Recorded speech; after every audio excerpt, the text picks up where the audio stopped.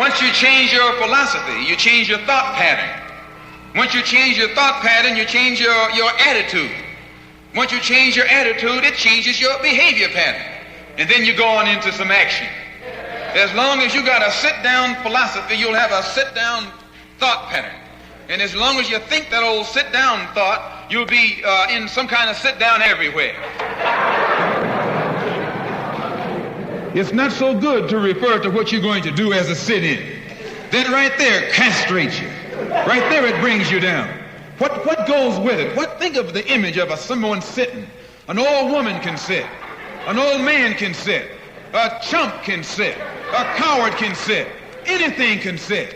Well, you and I have been sitting long enough, and it's time today for us to start doing some standing and some fighting to back that up.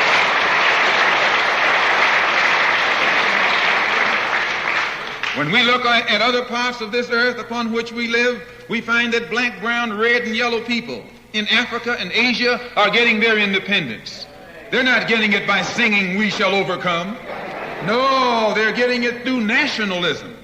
It is nationalism that brought about the independence of the people in Asia. Every nation in Asia gained its independence through the philosophy of nationalism. Every nation on the African continent that has gotten its independence brought it about through the philosophy of nationalism. And it will take black nationalism to bring about the freedom of 22 million Afro-Americans here in this country where we have suffered colonialism for the past 400 years.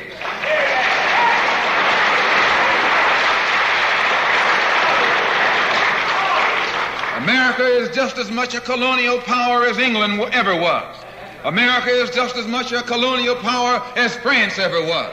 In fact, America is more so a colonial power than they, because she's a hypocritical colonial power behind it.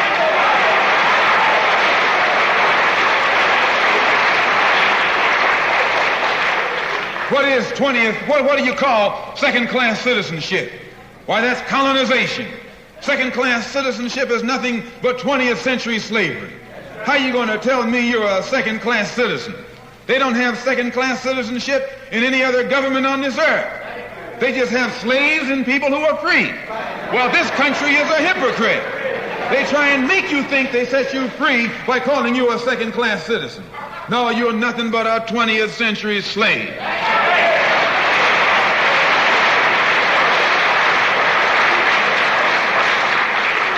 Just as it took nationalism to remove colonialism from Asia and Africa, it'll take black nationalism today to remove colonialism from the backs and the minds of 22 million Afro-Americans here in this country. Looks like it might be the year of the ballot or the bullet.